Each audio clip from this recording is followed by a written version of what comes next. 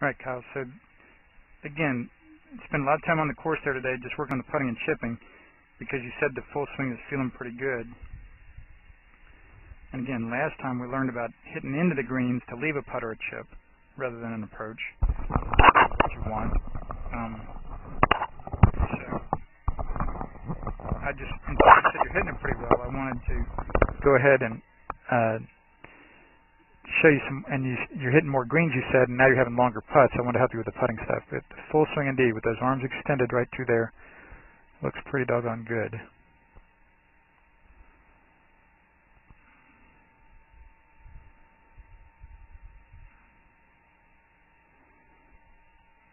Just keep getting better and better with it, man. So I like that. And so let me show you these little videos to help remind you of the things we saw out there on the course today.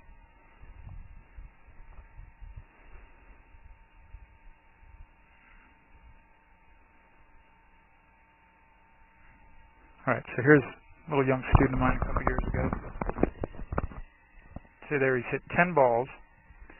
One went in the hole, so he has 9 balls left. So we look at that and we say, okay, yeah, it looks pretty good. The hole's right there, it looks pretty good, you know. But see, now when we step around to the side of it, sure enough, now we see 8 were perfect, 1's in the hole, but 2 of them were a little short. Simply looking at the same thing literally from a different angle helps us understand it a lot better. And when you see it from the blimp view, you really see it all the more accurately.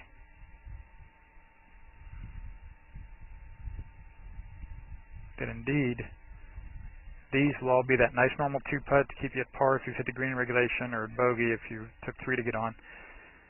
Then these are going to be the dangerous ones there that might end up being the 3-putt. And again, it'll be the same thing for chipping and pitching and putting. The x-axis here is the easy one. The y-axis is the challenge. All right. So hit that last one there.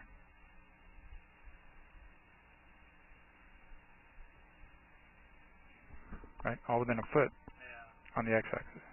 But you're up to 3 or 4 or 5 feet, right, on the y-axis. All right, man. Any other questions? This is Joel Suggs. I sure enjoyed meeting you down at the Cincinnati Golf Show this weekend and showing you your swing on the 2D equipment that I have. And so I want to take about 2 or 3 minutes to just show you around Meadowlinks. This is the studio I use in the winter for all my students. You see there's the down-the-line camera angle for our 2D equipment.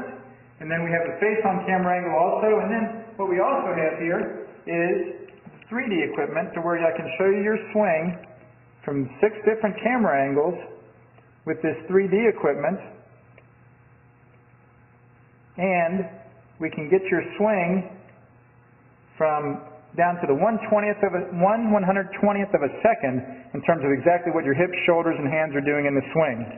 And then also, I have the most realistic hitting curve I've ever seen from puttersedge.com. So when you hit your full shots, it feels as realistic as possible. And then I have 3 different green speeds for you to practice your putting. 9.5 on the step meter, 10.5 on the step meter, and 12.5 on the step meter. That's benefited my students tremendously.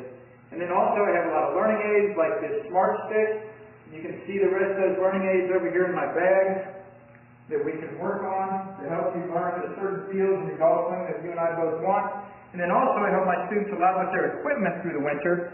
This is a frequency analyzer where we twang your club and it gives us a reading here. And then also we plot your whole set, each club on these lines to see if the set is really matched or not. Quite often they aren't, and it helps my students tremendously when they find out what clubs are the offending clubs. Then if we get tired of being indoors and we want to go outdoors and hit some, we can do that.